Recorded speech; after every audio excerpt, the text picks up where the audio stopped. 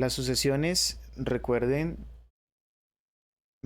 son, digamos, funciones de hecho, ¿cierto? Pero que si nos damos cuenta son funciones que trabajan con un dominio restringido en cuanto al conjunto de los números reales hablando, ¿sí? Entonces vamos a decir que las sucesiones trabajan en realidad con un dominio de reales, bueno, perdón, de enteros positivos, ¿sí? No digamos naturales, porque, bueno, como ustedes bien saben, siempre hay discusión si el cero o no entra en los naturales. Simplemente decimos son los enteros positivos, entonces sabemos que empiezan en el uno y van de unidad en unidad y así sucesivamente hasta infinito, ¿verdad? Como ustedes ya bien lo conocen. Pongamos en primera instancia esta paradoja de Zenón que yo creo que ustedes ya muchos la han escuchado, ¿verdad? La conocen, ¿cierto? Sí, señor. Dice lo siguiente, y creo que la han estudiado, pero vale la pena tomarla en cuenta para poder, a través de ella, digamos, visualizar algunos elementos que tienen que ver propiamente con lo de las sucesiones y más adelante con las series. Entonces dice que un corredor, bueno, según decía, cierto, según se planteaba en ese momento, decía que es un corredor nunca iba a poder alcanzar la meta, cierto, dado que, según la hipótesis, cada vez el corredor iba a recorrer en cierto tiempo, bueno, y a una velocidad constante, por supuesto, la mitad de ese espacio total de recorrido. Entonces, si nos vamos con ese razonamiento, pues nosotros podemos, sobre la recta, por supuesto, eh, imaginarnos esa división de mitades de manera indefinida, ¿verdad? Infinita, porque pues así lo permite la recta numérica.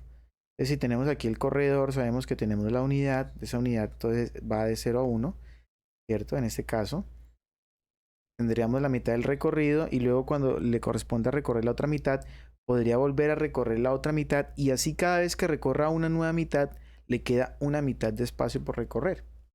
Entonces, pues dada ese razonamiento dentro de la recta, ¿cierto?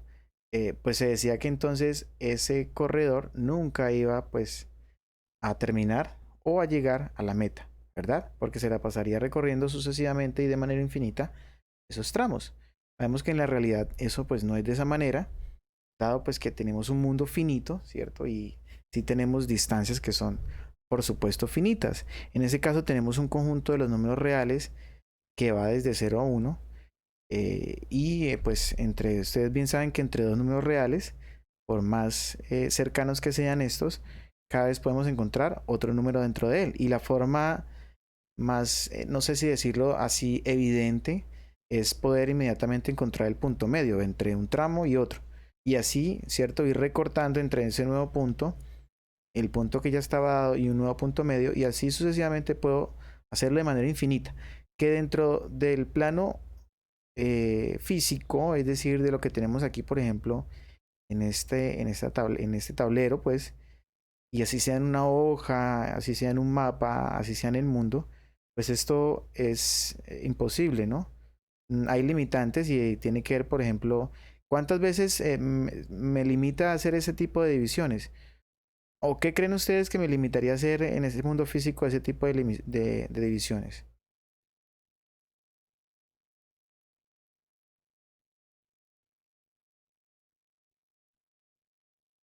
¿No creen nada? Bueno, pues eso depende de qué tan extensa haga esa línea recta, qué tanto grosor tenga el lápiz o el lapicero, la mina, ¿verdad? Qué tanta tinta genere o la punta del lápiz, qué tanto espacio ocupe para ir haciendo esos trazos y asimismo ir, ¿cierto? Obteniendo la mayor cantidad de divisiones, hasta que en un punto dado ya no podría hacer más divisiones precisamente por la limitante del mundo físico, es el mundo que nos rodea. Pero en el mundo de las ideas, es decir, en la idea que tenemos de este conjunto que va de 0 hasta 1, pues sabemos que hay, o mejor, que existen infinitos números reales contenidos dentro de él. Bueno, es una manera interesante, ¿cierto?, de poder interpretar y de poder obtener algunos resultados. Y con base, pues, en esta paradoja vamos a obtener, ¿cierto? algunos elementos. Sabemos que, por ejemplo, podíamos hablar acerca de lo que son las divisiones. Podemos obtener, digamos, unas divisiones de tiempos, si se quiere llamar de esa manera, para recorrerse, digamos, o para recorrer la distancia total, ¿verdad? Si decimos que esa es la línea total que debe tomar el corredor, pues sabemos que por aquí podemos tener un punto inicial y aquí pues tendríamos nuestro punto final y podríamos partir de un razonamiento. Podríamos decir lo siguiente. Supongamos que existe un tiempo dado para poder hacer ese recorrido total, ¿sí? Y supongamos que ese recorrido total se puede hacer pues en ese tiempo que acabo de nombrar. Entonces yo voy a decir, miren, se va a emplear un tiempo t para poder recorrer toda esa distancia. Yo digo que recorriendo toda esa distancia a una velocidad constante, ¿sí? Porque si no es constante, pues al dividir en tramos, los tiempos irían a variar, ¿verdad? Si digo que entonces voy a utilizar un tiempo t, ¿sí? A una velocidad constante, y aproximadamente como por acá, ¿verdad? Tengo la mitad de ese tramo. Ustedes pues pueden interpretar y concluir fácilmente, ¿verdad? ¿Cuánto se tardaría en recorrer cada uno de estos tramos, verdad? ¿Cuánto se tardaría en recorrer esos tramos? Este tramo que acabo de seleccionar, entonces, ¿cuánto tardaría en recorrerse?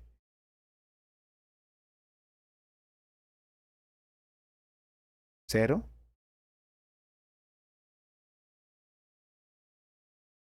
¿Qué opinan? ¿No opinan? Pues si la totalidad del recorrido dura un espacio de un tiempo t, ¿verdad? Pues no es nada más de esperarse que si la velocidad es constante, pues la mitad del espacio dure en recorrerse la mitad del tiempo, dado que existe una relación de proporcionalidad a velocidad constante, ¿sí? O sea, tenemos la relación de proporcionalidad, o sea, una línea recta.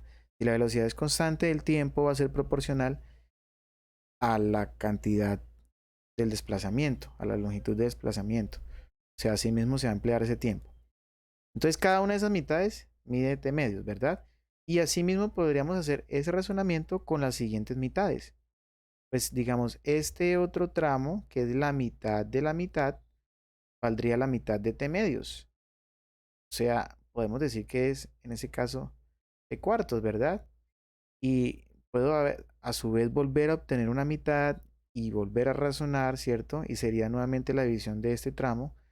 Tendríamos t octavos y bueno, así tendríamos sucesivamente unos elementos de un conjunto numérico, porque si t tiene una cantidad numérica, pues es un conjunto numérico, ¿verdad? Que podemos coleccionar y determinar como una, en este caso, una sucesión. Es decir, yo puedo escribir esa colección como el conjunto tal que contiene los elementos, ¿cierto? Que acabo de mencionar. ¿Puedo incluir el t o no lo puedo incluir dentro de ese conjunto? ¿Ustedes qué dicen?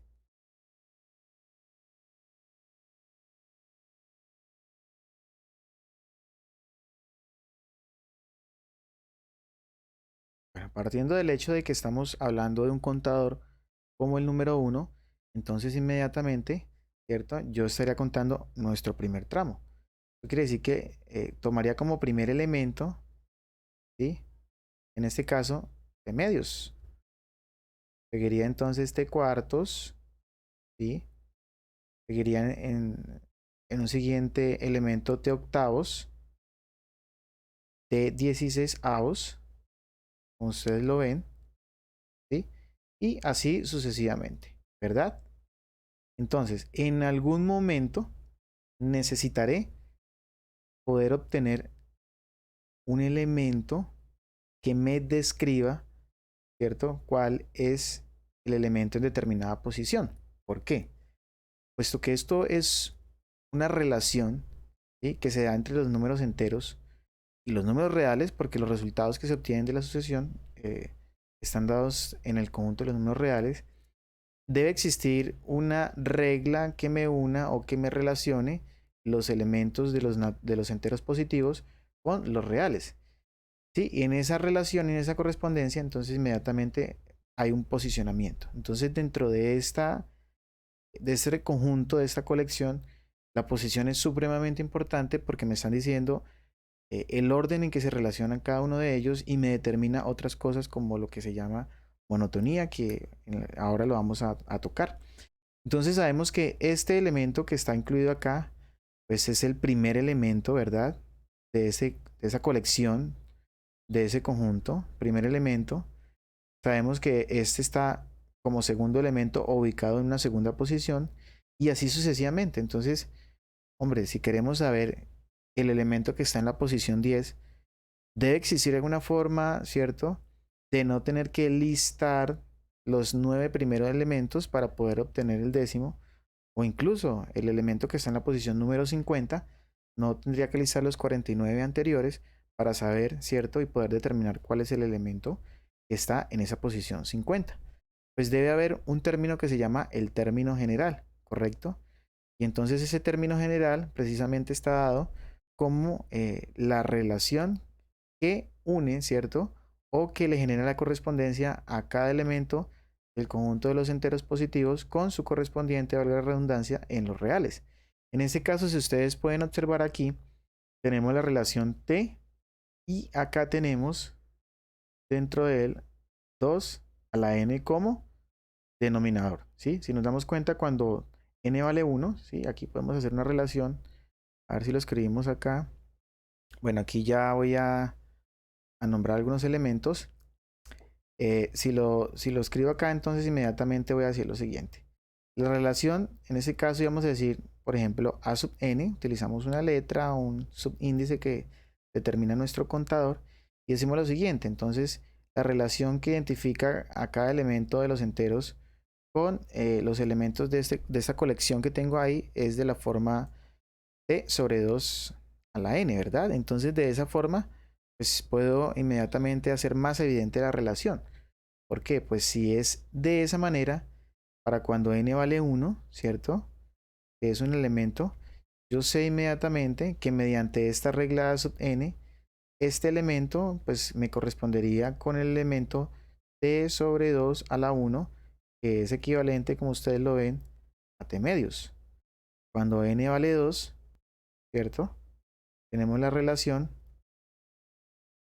o la equivalencia, o en este caso la correspondencia con t sobre 2 a la 2, inmediatamente esto es t cuartos, que es elemento de esa sucesión, y así sucesivamente, ¿cierto? Cuando tengamos un késimo elemento, pues sabemos que a tal elemento le corresponde inmediatamente o se relaciona con la forma t sobre 2 a la k. Bueno, y así sucesivamente. Recordemos que en este caso la sucesión es un conjunto infinito de elementos a partir de los elementos de un conjunto que son los enteros y que caen perfectamente en el conjunto de los números reales. Entonces, bueno, ese elemento enésimo pues me va a permitir encontrar el elemento posicionado en cualquier lugar, ¿verdad? Obviamente teniendo en cuenta lo que les decía de guardar esa posición, ¿verdad? Pero sin necesidad de pues ir encontrando cada uno de esos elementos. Sin embargo, no es la única manera de poder escribir el conjunto total de los elementos. Incluso, por ejemplo, hay términos generales que son escritos de manera de recurrencia, ¿verdad? Y ellos inmediatamente me generan todo, digamos, los elementos a partir de los elementos anteriores. Por ejemplo, en ese caso hay un término general y con él encontramos absolutamente todo. El otro también es un término general, pero des en cuenta que este no necesariamente debe emplear el anterior, ¿sí? Cuando las fórmulas son de tipo recurrente, entonces sí necesitaremos los elementos anteriores. Bueno, ya lo definimos. Entonces, tenemos lo siguiente. Si a cada entero positivo n está asociado un número real a sub n, o bien sea f de n, como lo quieran ver, ¿listo? Entonces se dice que el conjunto ordenado A1, A2, A3, AN, ordenado, recuerden lo que es ordenado, y que podemos determinar quién está antes y quién está después, o quién es igual a otro. Eso tiene que ver con el ordenamiento, la tricotomía, ¿verdad? Entonces esto define una sucesión infinita. Claro, está infinita porque todos los elementos de los enteros positivos están relacionados con un real y los enteros positivos son infinitos, por lo tanto esa colección es de tipo infinita. Ahora bien, definición. Una función f cuyo dominio es el conjunto de todos los enteros positivos se denomina sucesión infinita. Entonces sabemos que la sucesión es aquella función que trabaja sobre el conjunto de los enteros positivos. Importante. El valor f de n o a sub n, como lo quieran llamar, de la función se denomina término enésimo de la sucesión, que es lo que les estaba definiendo hace un rato, ¿verdad? Entonces podemos encontrar sucesiones como la que se genera, por ejemplo, analizando los tiempos que tomaría en recorrer este corredor, ese tramo en lo que está planteado dentro de la paradoja de Zenón. Pero además de eso podemos incluir otros elementos, además de los tiempos, pudiésemos, no sé, tomar tramos, bueno, o tramos recorridos o tramos faltantes. Bueno, aquí podemos sacar cierta cantidad de sucesiones. Ya las miraremos con más detenimiento. Entonces, pero asimismo podemos encontrar otros tipos de sucesiones. Entonces, por ejemplo, se me ocurre escribir una sucesión de la forma a sub n, ¿cierto? Que tenga la forma, bueno, aquí 3n más 5. Nada fuera del común, ¿verdad? Una sucesión que ustedes bien saben que podemos ir reemplazando la n en el conjunto de los enteros positivos a partir de 1. Entonces sabemos inmediatamente que el primer elemento es 8, ¿verdad? Que el segundo elemento es 11, ¿sí? Que el tercer elemento es 15, perdón, es 14, ¿cierto? Luego 17 y así sucesivamente, de manera infinita. Bien, ahí tenemos posicionamiento. Miren que hay una característica en los elementos que hay dentro de ese conjunto. ¿Cuál característica creen ustedes que se puede notar ahí?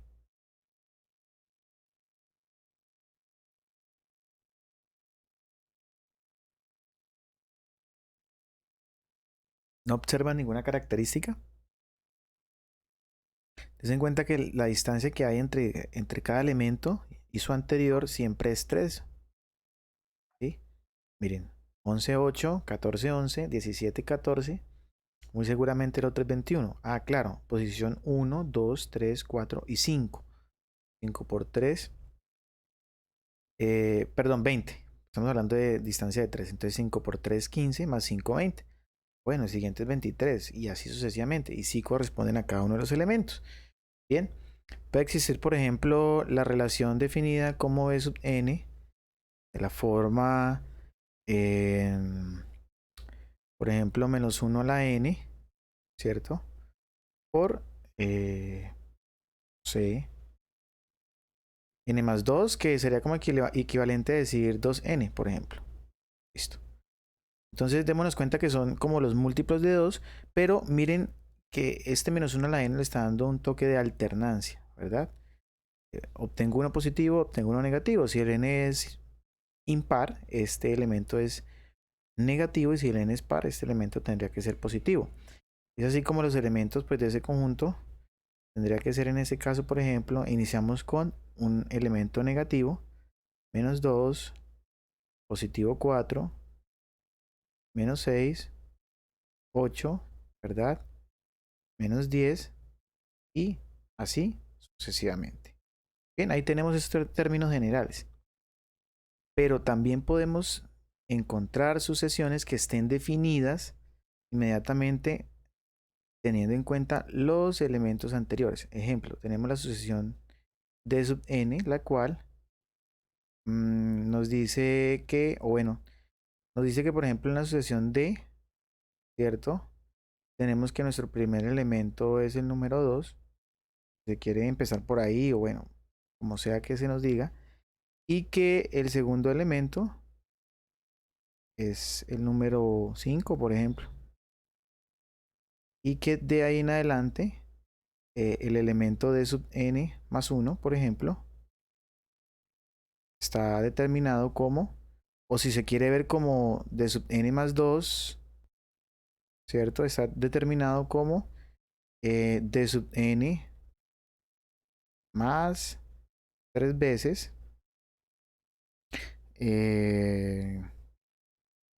digámoslo así, o mejor, establezcámoslo de la siguiente manera. 3 veces la suma de d sub n con d sub n más 1 más el producto entre d sub n y d sub n más 1. ¿Correcto? Entonces miren cómo aquí tenemos una fórmula de recurrencia basándonos en dos elementos. No necesariamente tienen que haber dos elementos. Puede existir el caso en que la sucesión esté definida únicamente en uno de los elementos. Entonces pues es prioritario que se nos dé ese primer elemento. En ese caso, den en cuenta que tenemos que la sucesión está definida respecto a los dos elementos anteriores.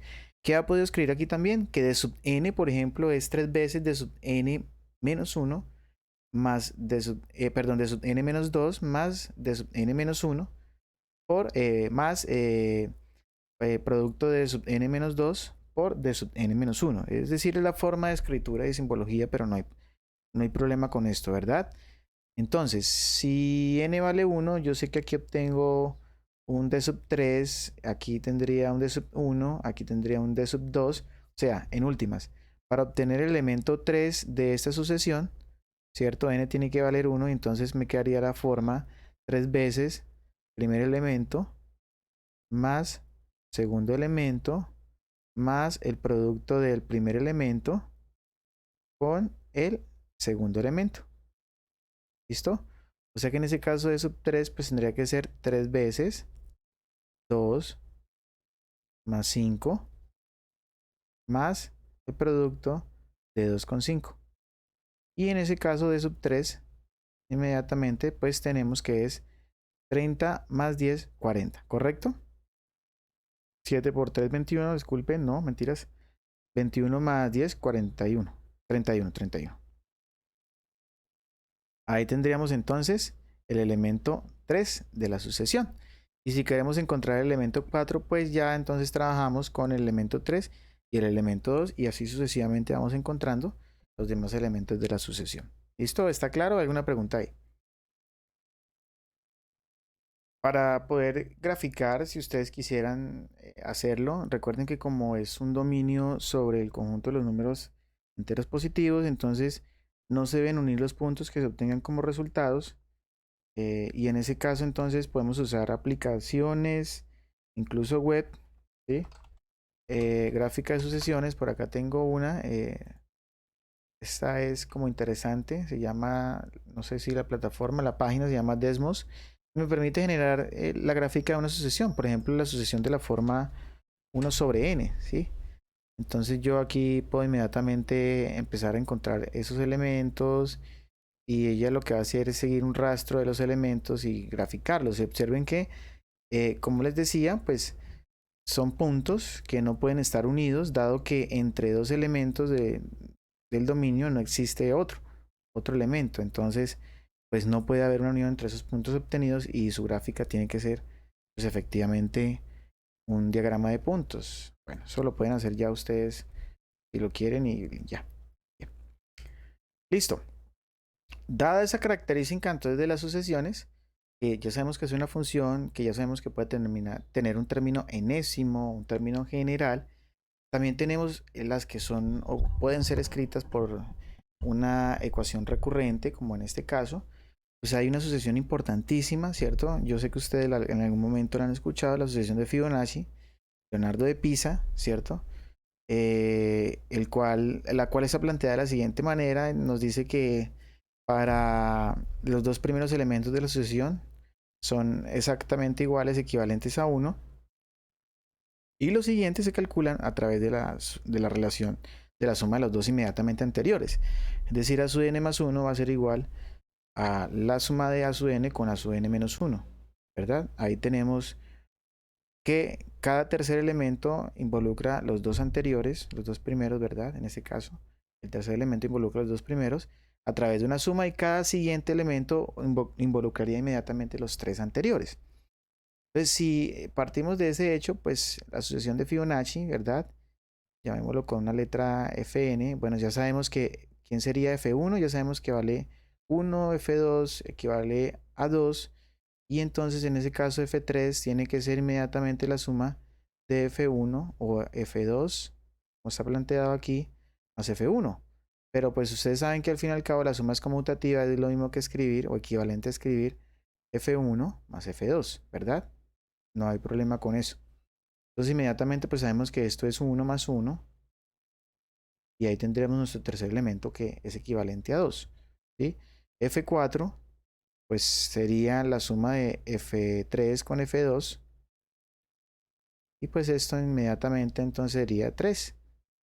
Y así sucesivamente, entonces podemos establecer la lista de los elementos de esta f de n, o sea, la sucesión de Fibonacci, con el elemento 1 en primer lugar, 2, perdón, 1 nuevamente, luego 2 en tercer lugar, 3, 5, ¿verdad?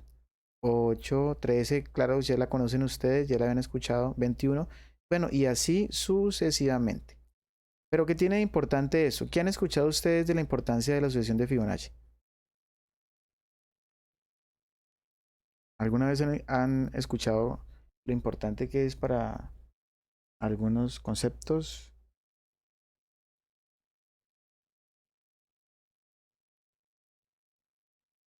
¿Ninguno ha escuchado? Nada de la sucesión de Fibonacci. Bueno, pues según la historia, ¿verdad? Cuando se planteó esta sucesión, que está otorgada al señor Leonardo de Pisa, se dice, según la historia, que se determinó a través de un problema que tenía en ese momento como un rey, no recuerdo bien, y el cual estaba indagando sobre o interesado en conocer cómo se reproducían los conejos. Entonces, según se conocía la naturaleza de los conejos, eh, cuando hay una pareja que todavía no está apta para, o está recién nacida, bueno, no está apta todavía para reproducirse, esta pareja, volvemos aquí, en el primer mes no tiene pues esa activa esa reproducción, pero transcurrido ese primer mes, entrando al segundo mes, esa pareja ya es apta para reproducirse. Entonces, tomamos los meses como el conjunto de los enteros y el número de parejas que se van obteniendo en el proceso reproductivo como los elementos de la sucesión de Fibonacci. ¿Sí? Entonces, en el segundo mes, la pareja ya tiene ese aspecto reproductor, ¿verdad? Entonces, en el primer mes sigue siendo una pareja, en el segundo mes sigue siendo una pareja, pero a partir de ahí ya pueden dar cría a una nueva pareja, ¿correcto? Entonces, para el tercer mes, inmediatamente estaría la pareja que viene, ¿verdad? De conejos, más la nueva pareja, ¿sí? Esa pareja que ya venía, que son los papás, pueden seguir procreando, pero los hijos, los nuevos hijos, deben esperar un mes más para poder procrear, así como hicieron al principio sus padres. Eso quiere decir que el tercer mes pues hay dos parejas y al cuarto mes están la pareja que está lista ya para procrear de los primeros hijos, más la pareja de padres, más los nuevos hijos que tuvieron en el siguiente mes. Y si seguimos entonces estableciendo ese orden y ese razonamiento, pues inmediatamente se van a dar cuenta que ahí se ve reflejada la sucesión de Fibonacci. Es una de las particularidades que tiene la sucesión de Fibonacci, porque no sé si ustedes han escuchado que en muchos elementos de la naturaleza se cumple, ¿no? Por ejemplo, en la distribución, en la forma, como por ejemplo algunos árboles empiezan a generar sus ramas, y no sé si ustedes le han prestado atención, a su primer rama, luego aparecen dos, luego de una de ellas sale otras dos, entonces ya serían tres, y así sucesivamente. Si ustedes se pueden ver, esos tramos aparecerían entonces sobre el árbol, también la sucesión de Fibonacci. Y otra, digamos, de las aplicaciones importantísimas tiene que ver con esta gráfica. Creo que ustedes en algún momento tienen que haber escuchado de ella. Hace referencia a la sección áurea, ¿sí? Y tiene que ver con algo que se llama el número de oro, ¿sí? Esa sección áurea, ¿cierto? Es muy importante a nivel artístico porque con ella se hacen composiciones además de cinematográficas, fotográficas o de pintura, por ejemplo, en donde el principio de la espiral o hacia donde empieza la espiral es el punto de atención. Entonces, según la teoría, cuando usted, por ejemplo, pinta en una sección áurea o toma una fotografía o hace una escena de cine, debe enfocar lo que quiere que se quede resaltado en esa parte donde está terminando o empezando la espiral. Y sí, de hecho, uno observa y es así. No es la única forma, digamos, de poder tomar pues un encuadre de una foto, etcétera, pero también es una de las más importantes. Y esa espiral pues tiene muchas repercusiones en otros elementos matemáticos, pero miren la particularidad de cómo se construye. ¿Cómo se construiría esta sección que tenemos aquí como rectángulo? Que es equivalente, ¿cierto? A otras secciones como la que son esta de acá, a ver, como la que está en este rectángulo, es equivalente a la mayor, como la que está aquí en este rectángulo, como la que está aquí en este rectángulo y como la que está aquí en ese rectángulo. Sí, entonces si ustedes se pueden investigar sobre este cuadrado, se saca la diagonal y esa diagonal se proyecta sobre la base y donde llega la medida de esa diagonal se traza esta línea recta y se compone el rectángulo. Esa es la forma de generar esa sección áurea. Y des en cuenta que en ese caso, pues ese rectángulo tiene una particularidad, es que la altura es un número entero perfectamente, podría ser un número entero, pero si se dan cuenta, o un número real, llamémoslo así en este caso, hablemos de un número entero, pero si se dan cuenta, la base tiene una medida de tipo irracional, porque está sobre la diagonal del cuadrado. Entonces, empezando por esa particularidad, bueno, se construye ese tipo de situaciones. Pero bueno, ¿dónde se ve aplicada aquí la sucesión de Fibonacci en esa sección? Pues si nos damos cuenta, dentro de cada rectángulo se pueden dividir en cuadrados. Entonces, si nos vamos al rectángulo más pequeño, que está compuesto por, en este caso, dos cuadrados, cada uno del lado 1, ¿sí? Cada uno del lado 1, ¿verdad? Y que a su vez generan esta altura, o mejor aquí esta magnitud de este otro cuadrado del lado 2, pero que junto con el cuadrado del lado 2, ¿cierto? Y esta distancia, pues van a generar otro rectángulo y así empezamos entonces a componer. Ya tenemos otro, podemos componer a partir de esas dos medidas, de 2 y 1, otro cuadrado, ¿cierto? Del lado 3, ¿cierto? Aquí lo tenemos, y que a su vez con los anteriores, pues va a componer otro rectángulo de estos. Pero asimismo entonces podemos componer con este cuadrado del lado 3 y con este cuadrado del lado 2 la base de otro rectángulo que se caracteriza por lo mismo, ¿cierto? Y que en este caso contiene también un cuadrado del lado 5. Entonces tenemos el lado 5, tenemos un lado 3 y con esos dos componemos este cuadrado del lado 8 y así sucesivamente. Si se dan cuenta, estamos haciendo la composición de cada uno de los elementos que se están obteniendo ahí, ¿verdad? Sobre cada una de las sobre cada uno de los elementos de la diagonal, perdón, sí, con la diagonal, y que la espiral sigue perfectamente el trazo de esa sección que tenemos ahí y siguiendo estos números, ¿no? Corrijo, no estamos hablando de lado, sino de área, ¿no? Entonces, como aquí se construye con base en la diagonal, pues ya sabemos que entonces al hacer el cálculo de esa longitud, ¿verdad? Inmediatamente obtenemos esta, en este caso, esta área, ¿verdad? Porque una de ellas debe medir raíz de 2, que sería la diagonal del cuadrado del lado 1, y así sucesivamente con las siguientes. Bien, ¿listo? ¿Hay alguna pregunta respecto a lo que es lo de Fibonacci? Bueno, y asimismo como está la sucesión de Fibonacci, hay algunas otras sucesiones que son interesantes y que se deben estudiar por su particularidad, ¿cierto? Su aplicabilidad. Entonces está la llamada sucesión aritmética.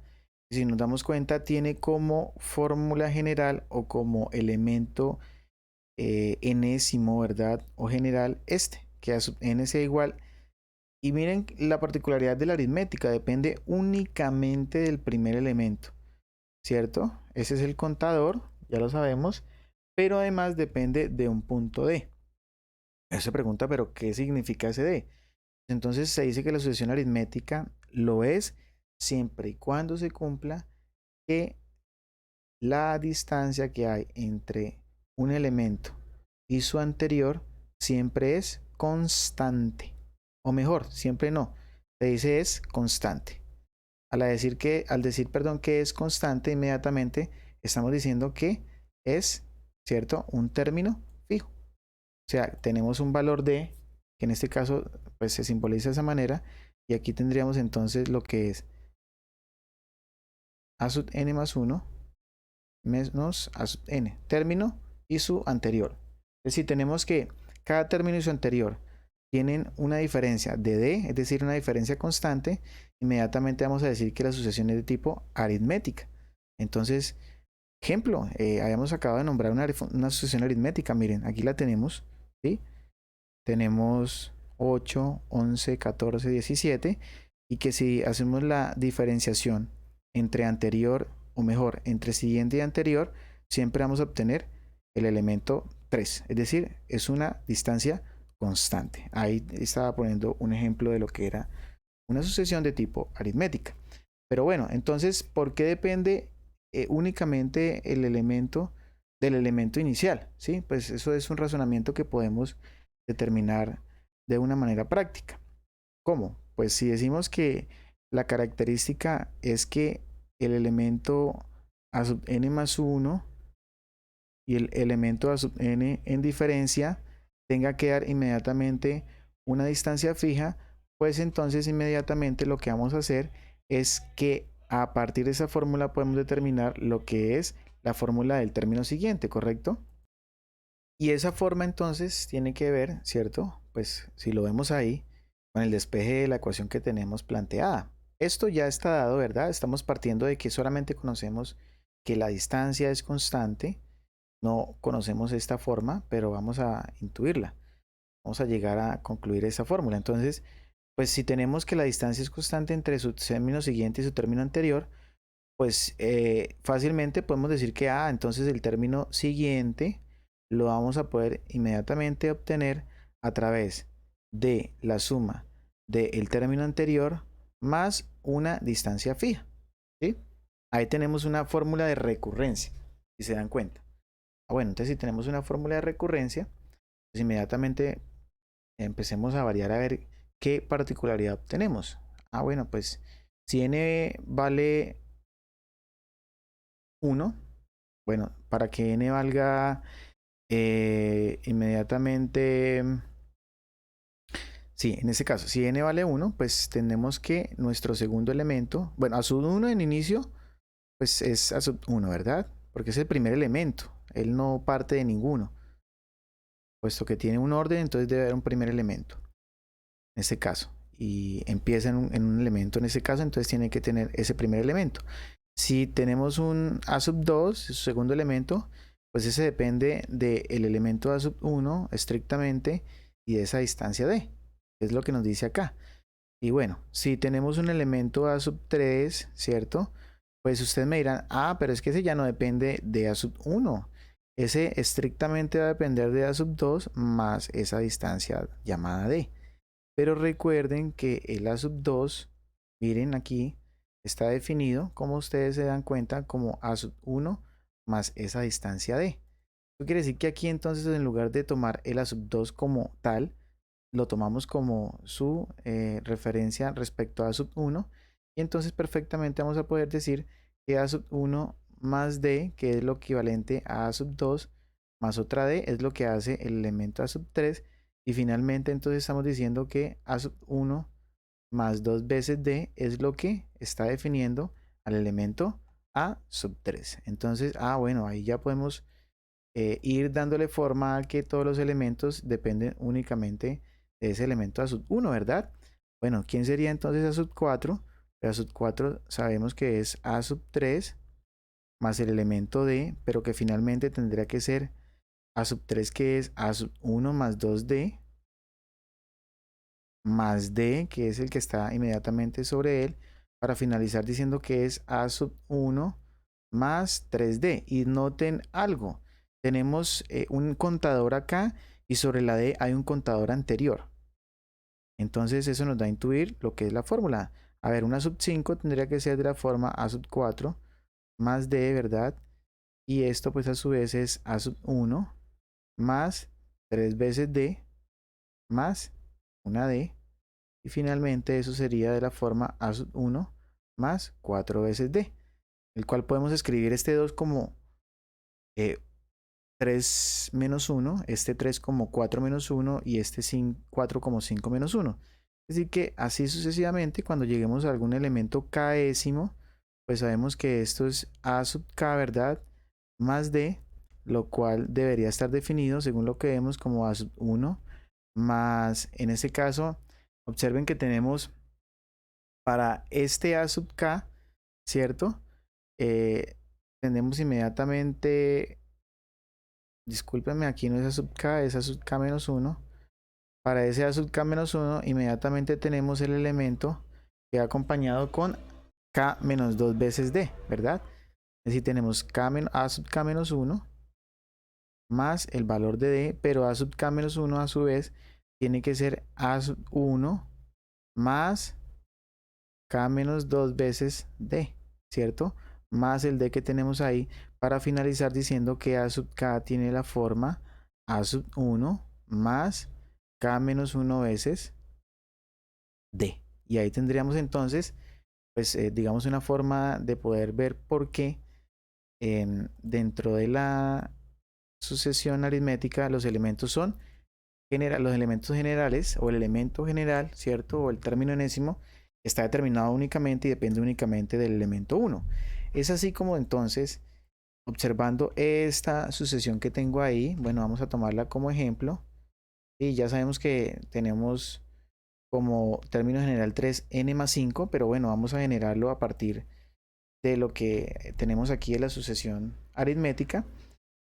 Pues inmediatamente podemos encontrar y decir que en esto ya tenemos aquí que a sub 1, como lo podemos ver, equivale a 8 y que tenemos una distancia que equivale a 3. Entonces, incluso sin necesidad de conocer todos los elementos de la sucesión, sino únicamente el primer elemento, ¿verdad? Y la distancia de la misma, entonces podemos inmediatamente obtener el término enésimo. Incluso pudiésemos, para ese caso, obtener otro elemento y usar un razonamiento para poder llegar a la conclusión de cuál es el primer elemento, ¿cierto? Y cuál sería entonces la utilización de la fórmula para el término enésimo, o sea, el término general. Entonces, bueno, pues sabemos que entonces, para ese caso, nuestro a sub n tiene que ser de la forma a sub 1, que en ese caso es 8, más n menos 1 veces la distancia, que en ese caso es 3, ¿sí? Y pues bien sabemos que entonces tenemos que es a sub n 8 veces más 3n menos 3. Y por supuesto, entonces, desarrollando esta idea, tenemos que aquí finalmente nos queda la forma 3n más 5, ¿cierto? Para el término general, el cual, como ustedes ya sabían, estaba proporcionado con anterioridad en ese ejemplo. Entonces es una forma de observen cómo podemos obtener a partir de esa sucesión, ¿cierto? Su fórmula general. Bien, ¿claro? ¿Alguna pregunta ahí?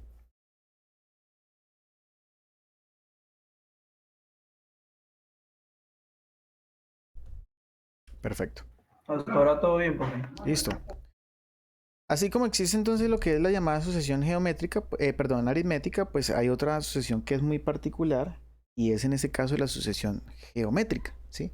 Entonces la sucesión geométrica tiene pues un corte similar a lo que es la sucesión aritmética. ¿Sí? ¿En qué sentido? En que existe algo que relaciona los elementos. Entonces en ese caso existe una razón constante, un elemento constante, en este caso que se denomina la razón, ¿sí? Y que surge inmediatamente de hacer el cociente o de aplicar el cociente entre un elemento siguiente y un elemento anterior. Entonces vuelve a razonamiento.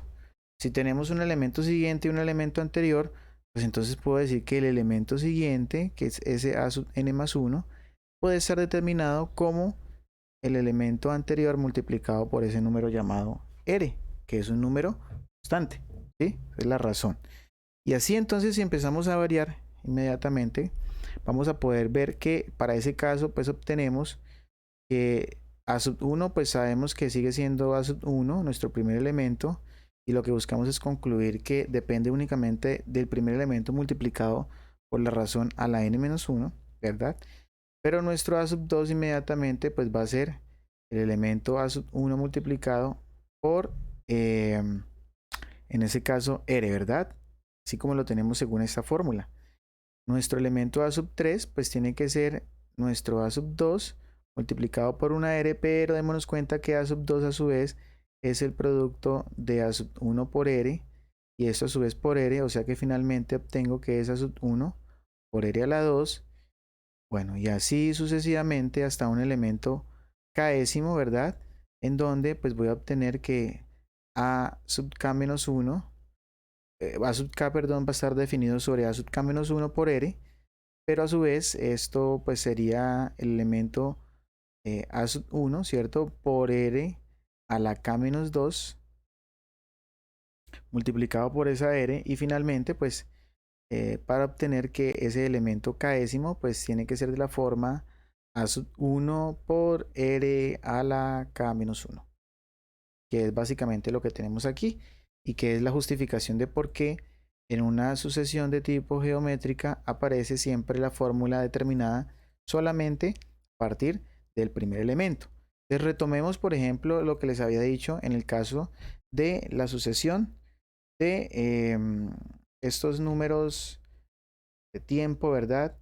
Eran en el caso particular los tiempos que se tomaba cada uno en recorrer cada uno de esos tramos a una velocidad constante. Incluso puedo decir simplemente que no hablo de esos tiempos, sino que eso equivale simplemente, el t puede ser abolido, ¿verdad? Simplemente decir que vale 1, o bueno, como sea. Pero partamos de esa sucesión que ya la teníamos ahí escrita. Entonces ya sabemos que esto es una sucesión en donde aparece un elemento constante, que es el elemento razón, y que es, en ese caso, t medios, ¿verdad?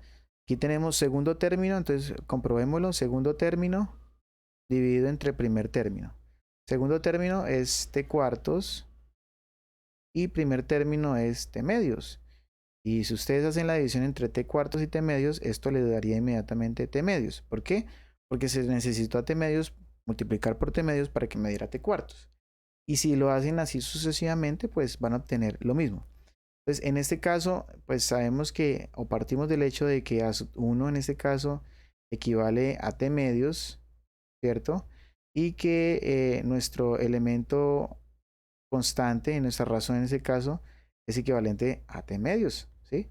Entonces démonos cuenta que a través de la fórmula, es decir, que la sub n inmediatamente se puede obtener como nuestro A sub 1, que es t medios, multiplicado por la razón que es t, en este caso medios, ¿cierto? Creo que la razón aquí es un medio, ¿verdad? Aquí me equivoqué porque las t se simplifican, únicamente un medio, discúlpenme. Aquí la razón es únicamente un medio, por simplificación, ¿sí? Entonces, en este caso, tenemos que t medios está multiplicado por un medio elevado a la n-1, según lo que nos dice la fórmula y de que ya vimos por qué esa fórmula se expresa de esa manera. Entonces, pues si hacemos el producto, pues inmediatamente aquí sabemos que a sub n va a ser igual a t. Aquí podemos distribuir, resulta 1 a la n-1, que sigue siendo 1, 2 a la n-1, ¿verdad? Bueno, voy a escribirlo aquí, es decir, podemos escribir que esto es t sobre 2 por 1 a la n-1, que sigue siendo 1, y aquí nos quedaría 2 a la n-1, y t por 1 sabemos que nos da t, y en este caso 2 a la 1 por 2 a la n-1, sumamos exponentes, inmediatamente tengo t sobre 2 a la n, que ya lo sabíamos, ¿verdad? Puesto que hemos hablado de que esa sucesión tenía como término general s. Entonces ahí podemos emplear la forma general a través del primer término y la razón en una sucesión geométrica. ¿Preguntas?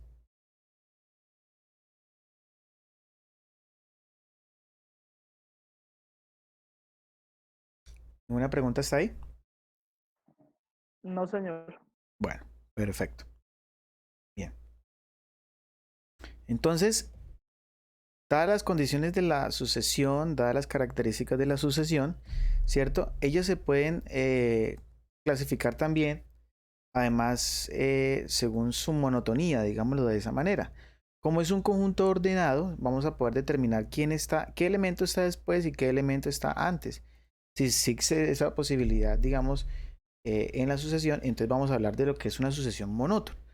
Entonces vamos a decir que una sucesión monótona f de n se dice que es creciente si se cumple la siguiente desigualdad, que f de n sea menor o igual que f de n más 1 para todo n mayor o igual que 1, ¿sí? Es decir, que cada elemento siguiente sea mayor o por lo menos, cuando menos, disculpen, igual al anterior. En sentido estricto, entonces se dice que f de n es menor estricto que f de n más 1 y no contemplamos la igualdad. Entonces, en sentido estricto se dice que cada elemento siguiente debe ser mayor que el elemento anterior para todos los elementos de la sucesión y para todo n que sea mayor igual que 1. En caso contrario, pues si f, eso es para cuando fn sea creciente. Si fn es decreciente es porque cada elemento siguiente es menor o cuando mucho igual al término anterior. Y nuevamente, en sentido estricto, vamos a tomar en cuenta que en este caso, cada elemento siguiente va a ser mayor que el elemento anterior para todo n mayor o igual que 1. Y ahí vamos a decir entonces que en ese caso la función es decreciente. O sea, la sucesión. Si una sucesión es creciente, pues una forma de simbolizarlo es en la sucesión escribir inmediatamente una flechita de esa manera. Si es decreciente, pues una flechita de esa manera y también estamos diciendo que es decreciente. Si la sucesión es creciente o es decreciente, se denomina monótona. Y eso entonces la función es monótona cuando o es creciente o es decreciente. Y otra cosa que hay que decir es que una sucesión o es creciente o es decreciente en orden exclusivo, es decir, ninguna, o mejor dicho, las dos no se pueden cumplir, ¿correcto? O bien es creciente o bien es decreciente. Y en cualquiera de los dos casos vamos a decir simplemente que ella es monótona. En caso contrario, en que ni sea creciente ni sea decreciente, es una sucesión no monótona. Cuidado con esto porque no quiere decir que si la sucesión no es creciente, inmediatamente es decreciente. Hay que tener cuidado con esto, ¿bien? O que si la sucesión no es decreciente, inmediatamente puede llegar a ser creciente. Aquí no existe esa relación, ¿listo? Simplemente tenemos que comprobar que si no es ninguna de las dos, inmediatamente vamos a decir que no es monótona. ¿Y por qué es importante el estudio de la monotonía de una sucesión? Bueno, porque esto me da pie inmediatamente a hablar de convergencia, que lo hablaremos más adelante. Inmediatamente entonces vamos a decir cómo podemos pues comprobar si la sucesión es monótona o no, perdón. Yo no me voy a poner, ¿cierto?, a comparar todos los elementos porque los elementos son infinitos. Entonces yo no tengo, ¿cierto?, que escribir un listado de 1000 elementos porque al fin y al cabo eso no me da una generalidad, ¿sí? Entonces, ¿cómo voy a comprobar si es o no es monótona?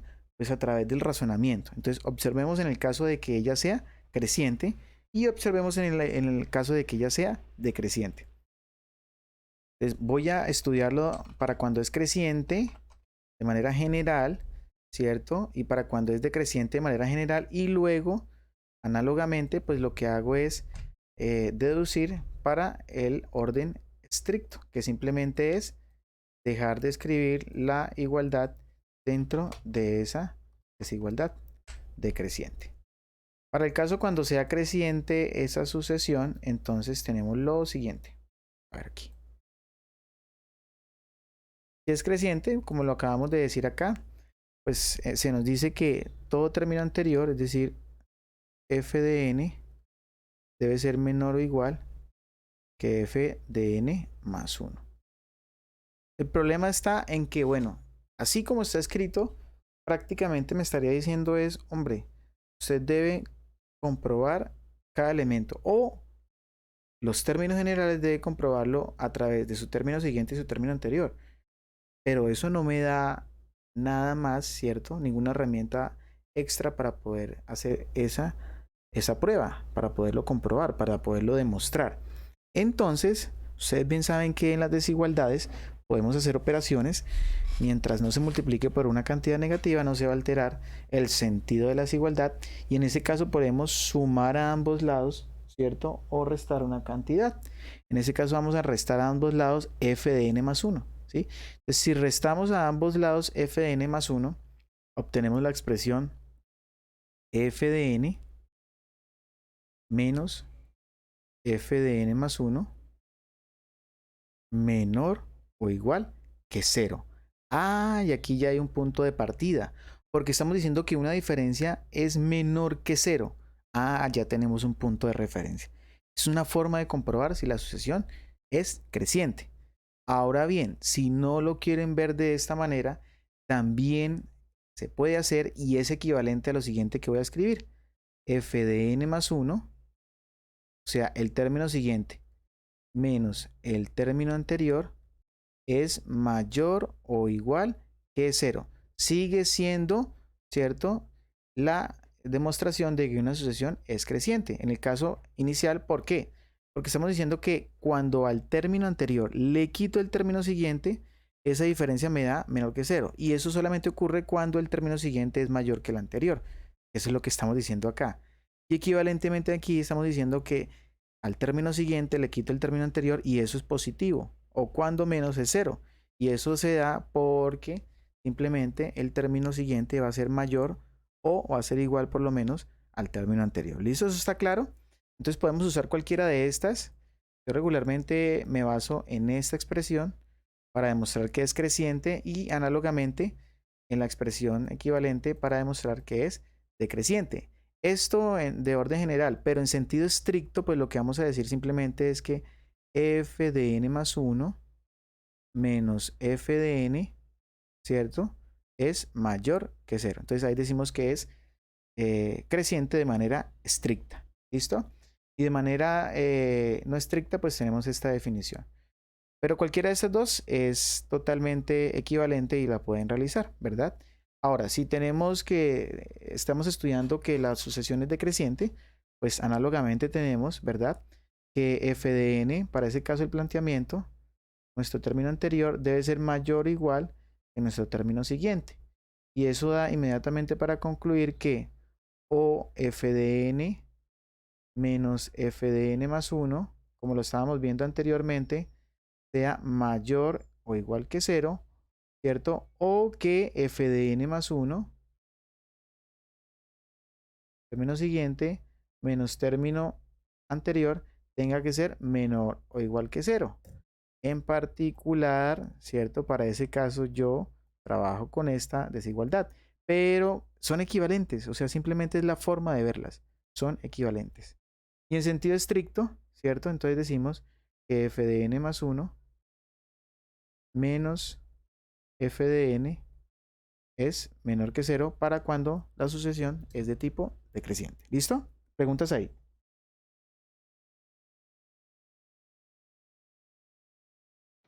Todo está claro, profe. Bueno, perfecto. Bien, entonces en ese caso vamos a ver un par de ejemplos. Entonces tenemos ahí un primer ejemplo. Determine si la sucesión a sub n tiene como término general n cuadrado menos 3n es monótona. ¿Listo? Entonces, bueno, partamos de lo que tenemos que emplear para poder hacer la comprobación. Entonces necesitamos el término general y su siguiente término. Y ya tenemos ese término general, que es nuestro a sub n. Necesitaríamos el término siguiente, a sub n más 1, que pues es eso.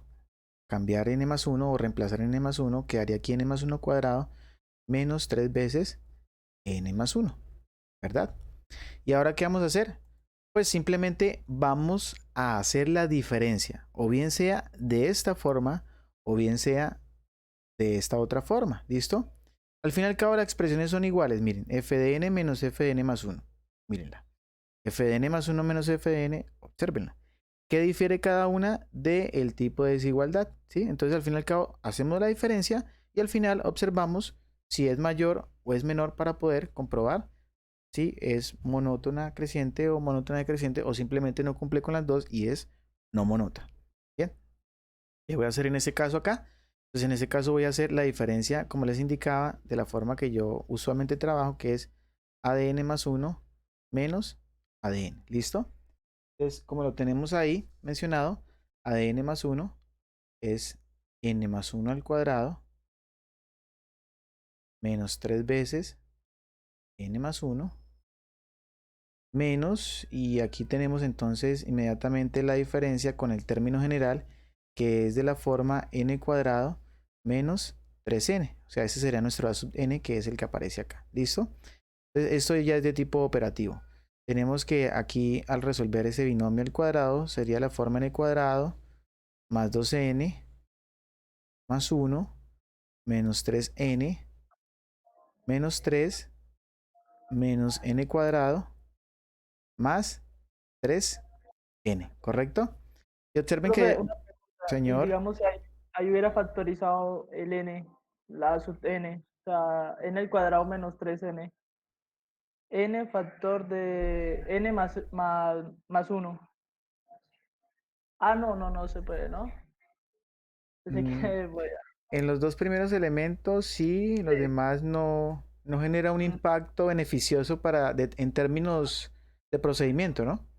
ah, sí, qué pena, bro. ¿Cierto? Es decir, sí se puede factorizar, por ejemplo, en esos dos primeros términos, pero no tiene impacto a manera procedimental, ¿sí?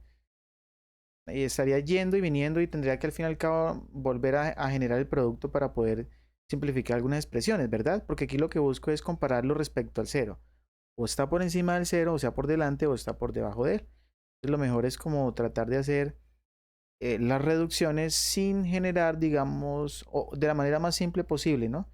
Generar expresiones. Pero bueno, válido, también válido.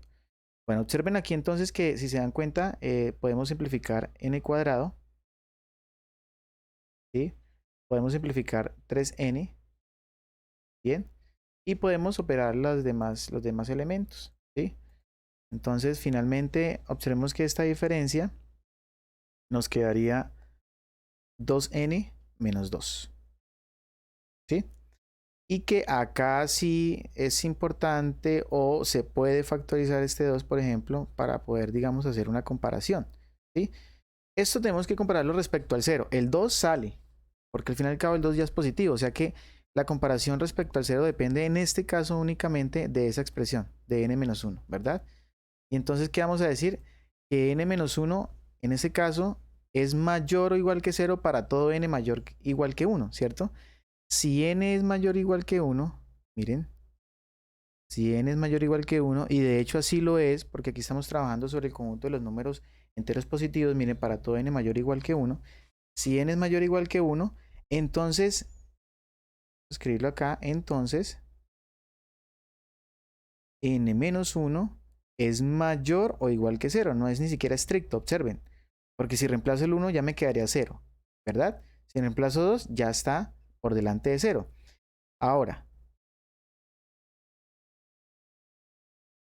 si n menos 1, observen, es mayor o igual que 0, pues entonces, con toda confianza la expresión 2 por n menos 1 también lo es, ¿verdad? Porque al multiplicar el 2 por 0 me sigue dando 0. Así que podemos concluir en este caso que a sub n más 1 menos a sub n es mayor o igual que 0 o equivalente a decir que a sub n más 1 es mayor o igual que a sub n o equivalente a decir que a sub n es menor o igual que a sub n más 1 y que si ustedes se dan cuenta, lo que estamos diciendo es que esta es una sucesión monótona, es decir, que es creciente y no en sentido estricto porque incluye el mayor o igual que 0. ¿Está claro?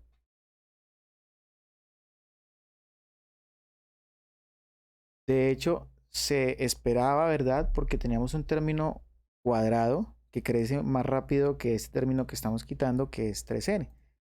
Si nosotros venimos y, digamos, hacemos un gráfico como para ponernos como referencia de cuál es el comportamiento de los elementos, pues precisamente vamos a observar eso que les acabo de decir. Bueno, aquí creo que la escala no me va a permitir ver dado que los elementos son mayores. Entonces aquí, a ver,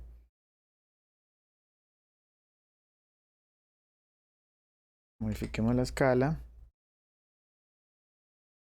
y de 1 a 5 con la escala de 1 en 1, y aquí de menos 1 a no sé, ¿cómo le quede? 50, ¿sí? Con la escala de 2 en 2, por ejemplo. Bien, ahí tenemos y empezamos a observar el comportamiento de los elementos y miren, ¿sí?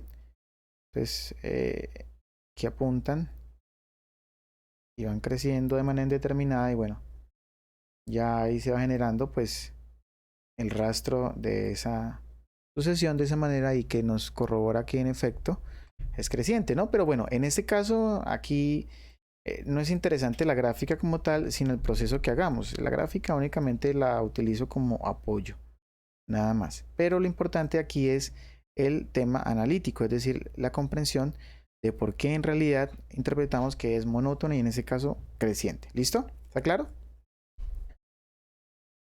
Bueno, observemos otro ejemplo.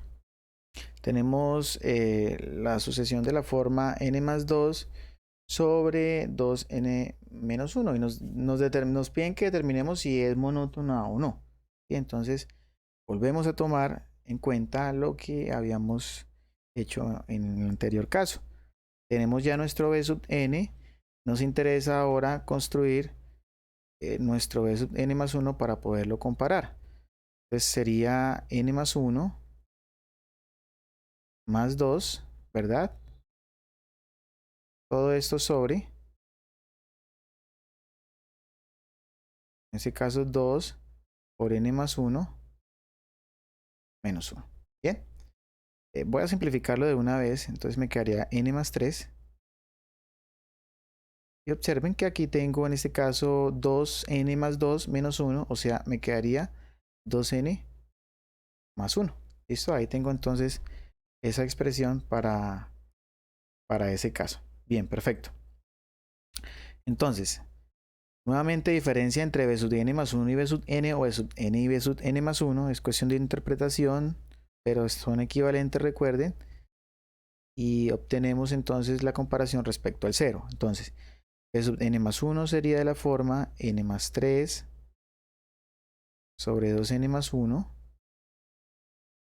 menos b sub n, que sería 2n sobre 2n menos 1. Entonces noten que aquí tendríamos el producto de n más 3 con 2n menos 1 menos el producto de n más 2 con 2n menos 1, y todo esto cociente o sobre el producto de 2n más 1 con 2n menos 1, que por cierto, si ustedes se dan cuenta, esto es una diferencia de cuadrados, entonces se puede resumir rápidamente. Bueno, aquí tendremos entonces 2n cuadrado, ustedes me van corrigiendo por favor si me equivoco, menos n más 6n menos 3 para el primer producto, menos 2n cuadrado para el segundo producto, ya estoy, más n, estoy aplicando inmediatamente ya el signo, menos 4n más 2. Revísenme ahí por favor, y si hay algún error inmediatamente me lo hacen saber. Y todo Profe, esto, ahí el señor, signo no cambiaría la expresión b sub n. señor, El signo menos no cambiaría la expresión b sub n. que es inmediatamente lo que estoy aplicando en este producto, ¿no? Estoy haciendo una diferencia de fracciones, ¿no? Entonces multiplico denominadores, multiplico extremos y luego producto interno, ¿cierto? Y ya ese menos es el que me liga a esta operación de acá, ¿correcto? Ok, profe. Y se dan cuenta, cuando ustedes distribuyen aquí denominador entre estos dos numeradores, le va a quedar exactamente lo mismo. Ok, bien. Menos 2n cuadrado, aquí vuelvo a corroborar, más n menos 4n más 2. Listo, perfecto. Y esto, démonos cuenta que está dado como les decía, en una diferencia que termina siendo de la forma 4n cuadrado menos 1, ¿verdad? ¿Cierto? Entonces, si nos damos cuenta, pues aquí podemos simplificar algunos términos. Nuevamente, entonces tenemos para el numerador 2n cuadrado está un elemento n y ya el resto es de simplificación, es decir, tendremos el elemento 6n menos 4n, o sea, finalmente obtengo 2n, ¿verdad? Y tengo el elemento menos 3 más 2, que es de la forma menos 1. Bien, todo esto dividido, como se dan cuenta ustedes, entre la expresión 4n cuadrado menos 1, y esto hay que compararlo con respecto al 0. ¿Listo? Entonces recuerden cómo se compara esta expresión respecto al 0. Profe, pues la expresión quedaría 1 sobre 2n más 1, ¿no? 1 sobre 2n más 1. ¿Por qué, Henry? Pues donde no hubiéramos factorizado pues el denominador, profe. No, no entiendo, Henry.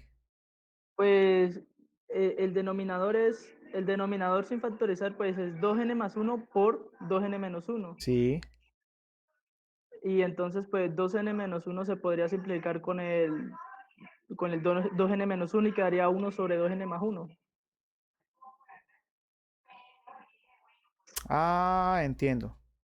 Ya, bueno, sí es una buena forma de verlo, ya. Sí, sí, está bien, perfecto. Veámoslo aquí, a ver. 2n menos 1. Esto como, sí, me permite incluso rapidez al momento de poder determinar la conclusión. Lo iba a analizar como una fracción, pero sí, es mucho más rápido así. Entonces, miren, a eso me refería cuando podríamos evitar algunos pasos que son infructuosos, porque miren, aquí desarrollé el producto, pero me di cuenta que finalmente lo puedo usar así de esa manera en pro de poder simplificar. Entonces, miren, aquí tenemos la expresión 1 sobre 2n más 1. ¿Listo? Y entonces esa expresión es mayor o menor que 0.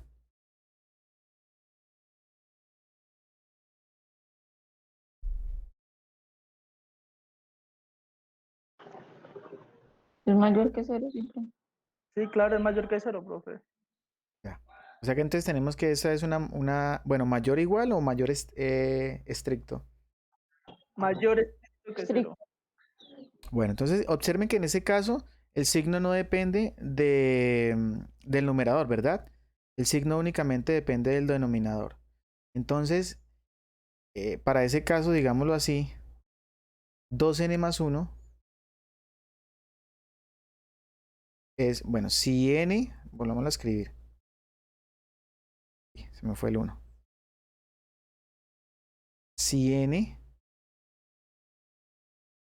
es mayor o igual que 1, entonces, pues tenemos que la expresión 2n más 1 si es mayor estricto que 0. ¿Sí? Ahora, si la expresión 2n más 1 es mayor estrictamente que 0, entonces, ¿verdad? A su vez, la expresión 1 sobre 2n más 1 también lo es, mayor que 0. Por lo tanto, pues miren, tenemos que en ese caso o para ese caso, la expresión de la forma b sub n más 1 menos b sub n es mayor estricto que 0. Y esto me da a entender lo que ustedes ya saben, que el siguiente término es mayor que el anterior o que el anterior es menor que el siguiente. Por lo tanto, es monótona creciente. ¿Listo? ¿Está claro? ¿Alguna pregunta ahí?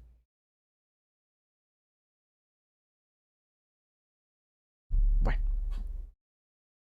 Y por último tenemos el ejemplo que están ustedes visualizando en pantalla.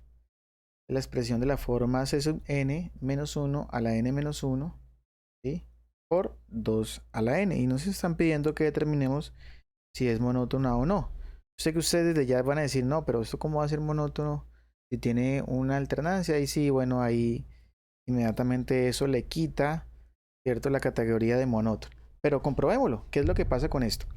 Entonces, pues sabemos que nuestro C sub n más 1, en este caso ya lo voy a aplicar, es de la forma menos 1 y me quedaría a la n, porque reemplazo este n por n más 1 y ya entonces con menos 1 me quedaría solamente n, multiplicado con 2 a la n más 1. Ahora, si hago la diferencia entre C sub n más 1 y C sub n, pues inmediatamente tengo que es de la forma menos 1 a la n, ¿cierto? Por 2 a la n más 1, menos menos 1 a la n menos 1, factor de 2 a la n. Observen que aquí hay un factor común en este caso, y es 2 a la n. Aquí tengo un 2 a la n, ¿cierto? Y esto es factor común ¿de quién? De menos 1 a la n, ¿cierto? Menos, incluso aquí pudiese colocar un más, y es en cuenta que este menos de acá implicaría un menos 1, ¿verdad? Profe, falta, qué pena interrumpirlo, falta el 2. Falta el 2, sí, señor. Ah, en el primer elemento. Gracias. En el primer término. Sí, señora, gracias. Muy bien. Aquí sería entonces, voy a colocarlo de primero, 2 veces menos 1 a la n, ¿verdad? Y noten que este menos, aquí voy a escribirlo por acá, este menos menos 1 a la n menos 1 en realidad se puede ver como, pues, menos 1 producto de menos 1 a la n menos 1. Y esto es como menos 1 a la 1, ¿verdad? O sea que finalmente esto es de la forma menos 1 a la n, ¿cierto? O sea que aquí me quedaría es más, ¿sí? ¿Me hago entender? Menos 1 elevado a la n, ¿correcto? O sea que Sí, señor. finalmente esto es de la forma 2 a la n, producto, y aquí entonces tendríamos, si factorizamos nuevamente menos 1 a la n, tendríamos 3 veces menos 1 a la n, ¿sí? Y podemos también incluso sacar este elemento, ya les digo por qué, es decir, podemos escribir esto o reescribirlo de otra forma como el producto entre el número 3, el número 2 a la n y el número menos 1 a la n. Y en donde si quiero comprobar, lo que voy a subrayar en azul inmediatamente ya es mayor que 0, ¿cierto? Y si bien recordamos, cuando tenemos el producto entre dos elementos, ¿cierto? Y lo comparamos respecto al 0 es porque por lo menos uno de los dos es 0. Ahora, si decimos que es mayor que 0, es porque al menos o los dos son positivos, o sea, mayores que 0, o los dos son negativos, ¿verdad? O sea, menores que 0. Y en este caso, decir que es el producto que es menor que 0, o tenemos que uno es positivo y el otro negativo, o viceversa, que uno es negativo y el otro positivo. En este caso, al comparar con 0, estos dos elementos salen, ¿verdad? De comparación, puesto que el 3 ya es un elemento positivo, 2 a la n siempre es un elemento positivo, incluso nunca llega a ser 0, y el único al cual, cierto, se le queda por concluir es el elemento menos 1 a la n.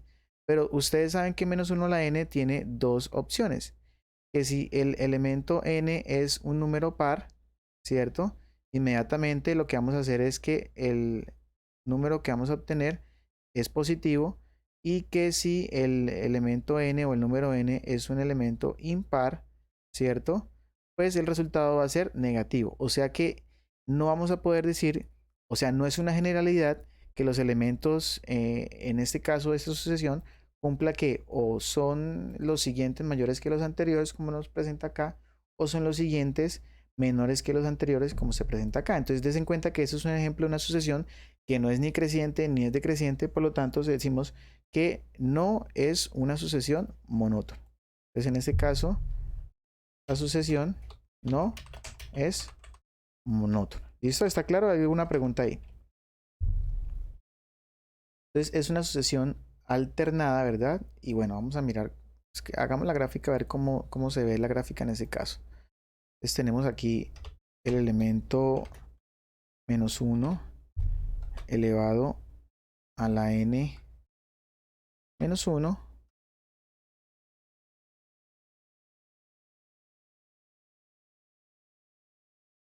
y todo esto producto de 2 elevado a la n. ¿Listo? Entonces, si aquí observamos la dinámica de esa sucesión, es una sucesión que cada vez se aleja. Bueno, y diferente aquí lo de monotonía y convergencia y divergencia, ¿no? Esta es no monótona y démonos cuenta que es divergente porque, bueno, me estoy adelantando un poco a lo que les voy a dar después. Pero den en cuenta que cada vez se está alejando más, ¿cierto? De algún punto en general o un elemento en común. Cada vez estoy obteniendo, ¿cierto? Elementos más distantes, unos por encima, otros por debajo. Es decir, cada vez estoy obteniendo un elemento positivo, un elemento negativo, o bien es mayor o bien es mucho menor. ¿Listo? Y entonces eso sería todo por el día de hoy.